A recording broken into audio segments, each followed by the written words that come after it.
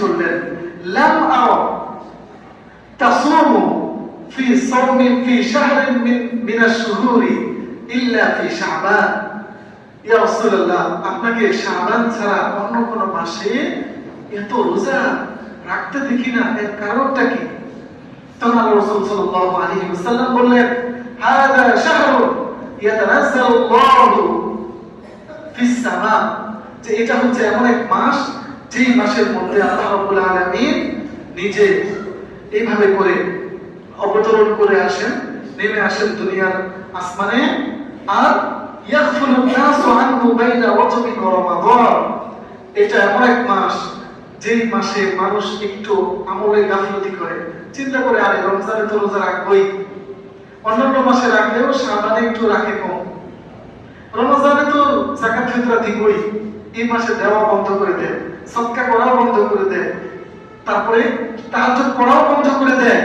আল্লাহ রাসূল বলছেন এটা এমন এক মাস যেই মাসের মধ্যে মানুষ গাফলতি করে, আর আল্লাহ রাব্বুল আলামিন এই মাসের মধ্যে বান্দার আমলগুলোকে আল্লাহ তাআলার কাছে পেশ করেন, আল্লাহ তাআলার কাছে ফেরেশতারা পেশ করে এই মাসের মধ্যে। ওয়াতুরফাউ ফীহিল আমাল, আল্লাহ তাআলার কাছে এই মাসে আমল পেশ করা হয়। ফাউহিব্বু আন আসুমা ফাউহিব্বু আন ইউরফা আমালি ওয়া আনা সাইমুন, অতএব আমি চাই আমার আমল আল্লাহ তাআলার কাছে পেশ করা হবে এমন অবস্থায় যে আমি রোজাদার। এজন্য আমি এই মাসে বেশি বেশি রোজা রাখি।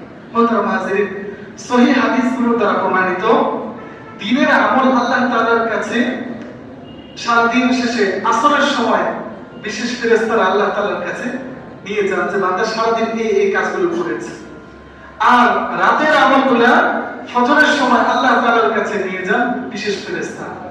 এটা হলো দৈনিক হিসাব, আল্লাহর কাছে বান্দার দৈনিক হিসাব পেশ করা। আরেকটা হলো সাপ্তাহিক হিসাব, সেটা হচ্ছে প্রতি বৃহস্পতিবারে আল্লাহ তাআলার কাছে ফেরেশতারা বান্দার এই আমলগুলো পেশ করে।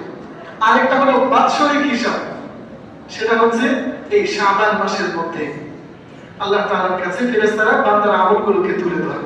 এই জন্য আমরা অন্যান্য মাসে যদি রোজা নাও রাখি, এই মাসের মধ্যে চেষ্টা করব রোজা রাখার জন্য, চেষ্টা করবো না ইনশাআল্লাহ? ইনশাআল্লাহ।